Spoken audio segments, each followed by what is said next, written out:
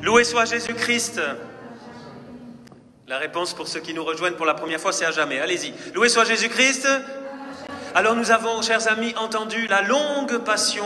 C'est d'ailleurs, je crois, la plus longue des 4 évangiles selon saint Matthieu. Et je ne vais pas prêcher sur la passion. Certains à la maison disent « Ouf, on connaît le Père Pierre, on est encore là demain ».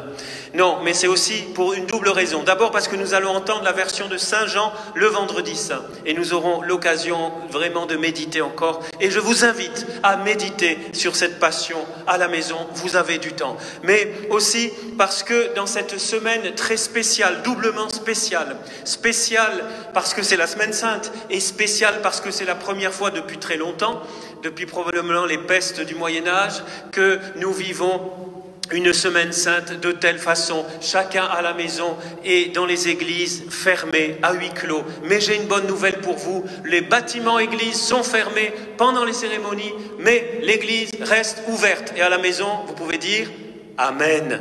L'église reste ouverte, Amen. Et l'église, c'est aussi vous. Et alors justement, je me suis dit, je vais prêcher sur la seule lecture qu'on n'a pas entendue. Il y a une lecture que vous n'avez pas entendue parce qu'il n'y avait pas de procession des rameaux. Et c'est la lecture justement des rameaux. C'est la lecture qu'on trouve, cet épisode qu'on trouve dans les 4 évangiles. Cet épisode où nous lisons par exemple dans l'évangile de Matthieu que nous aurions entendu en temps normal. Ils amenèrent, vous savez, c'est Jésus qui envoie 2 disciples chercher une ânesse et son petit, pas la maman sans le petit. Et puis il amène à Jésus, Jésus monte, donc ils amenèrent l'ânesse et son petit, disposèrent sur eux leurs manteaux et Jésus s'assit dessus. Retenez les manteaux, on va y venir. Dans la foule, la plupart étendirent leurs manteaux sur le chemin, d'autres coupaient des branches aux arbres. Selon saint Jean, s'il ne me trompe pas, c'est des palmes. Et en jonchaient la route. Les foules qui marchaient devant Jésus et celles qui suivaient criaient « Hosanna au fils de David !» Beaucoup plus fort que moi, beaucoup plus fort. « Béni soit celui qui vient au nom du Seigneur, Hosanna au plus haut des cieux !» Comme Jésus entrait, il y en a qui pensent que Pierre, il exagère. Eh bien, vous savez, il y en a qui ont voulu faire taire les disciples. Et nous lisons dans un autre évangile, Jésus dit, si eux se taisent, les pierres crieront. Et Pierre aussi. Et les pierres, voilà, bon. Les foules qui marchaient devant Jésus et celles qui suivaient criaient Hosanna au fils de David, béni soit celui qui vient au nom du Seigneur, Hosanna au plus haut des cieux. Comme Jésus entrait à Jérusalem, toute la ville fut en proie à l'agitation et disait, et dans un autre évangile, il dit que c'était avec une grande joie qui criait ça, qui est cet homme? Et les foules répondaient, c'est le prophète Jésus de Nazareth en Galilée. Alors on pourrait commenter en détail chaque élément de ce beau évangile, ce bel évangile. Je vais m'arrêter sur trois mots. D'abord, Hosanna, Hosanna. Bravo les paroissiens de Saint-Roch et tous les autres qui avaient mis, vous trouvez ça sur la page Facebook, ma page Facebook en tout cas, toutes ces banderoles. Hosanna, Hosanna. C'est une nouvelle tradition qui est en train de naître. Voilà, d'un mal naît encore un bien. Et ce bien, c'est que désormais, les rameaux sont plus missionnaires que jamais. Parce que si on avait fait la procession, c'est juste quelques voisins là qui nous auraient vu rentrer. Et puis c'était fini, on était entre nous. Tandis que maintenant, ces banderoles sont accrochées à vos balcons ou sur vos portes.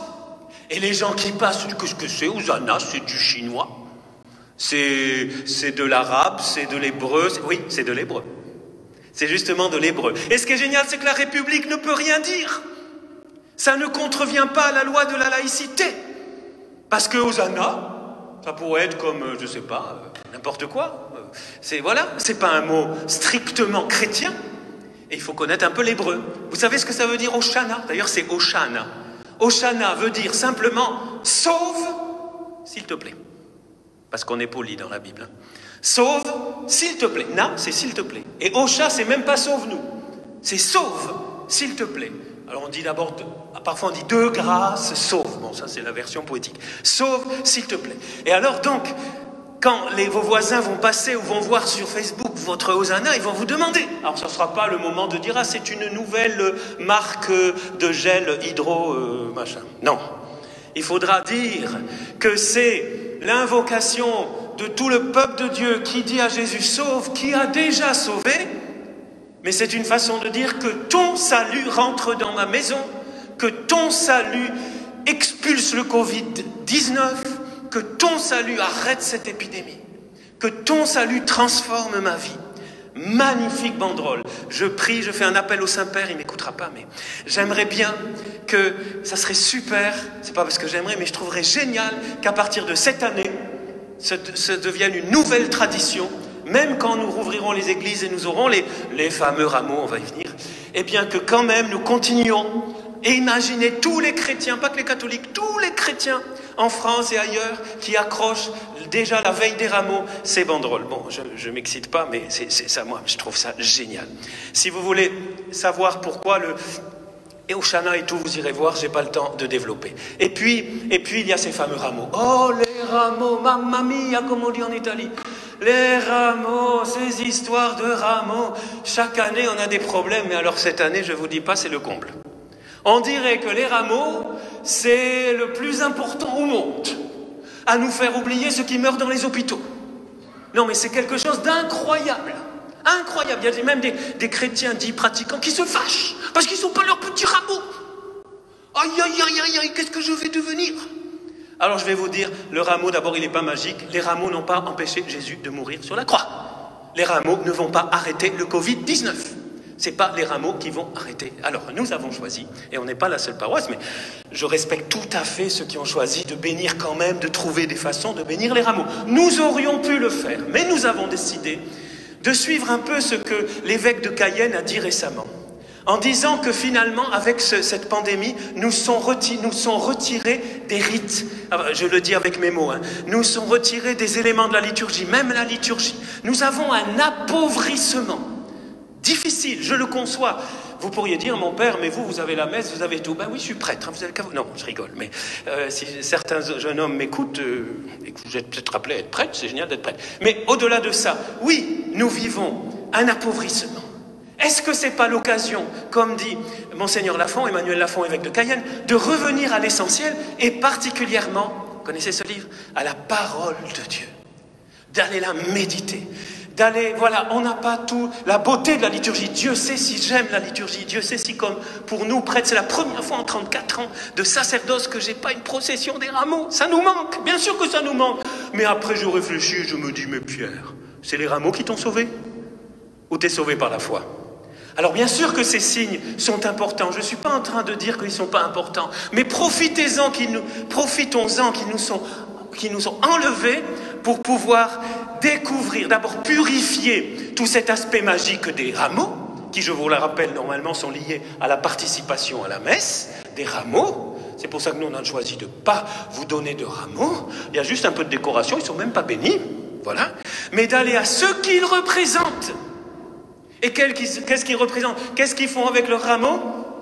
Ils acclament le roi des rois, le Messie, le fils de David. Donc ça, nous pouvons le faire. D'ailleurs, si vous avez un rameau à la maison ou un petit branchage, certains en ont, prenez-le maintenant. Allez, je vous regarde, je vous surveille.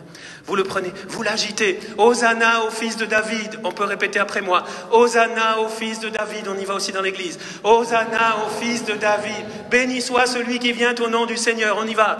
Béni soit celui qui vient au nom du Seigneur. Wow, vous pouvez le faire à tout moment d'ailleurs, pas que le jour des rameaux.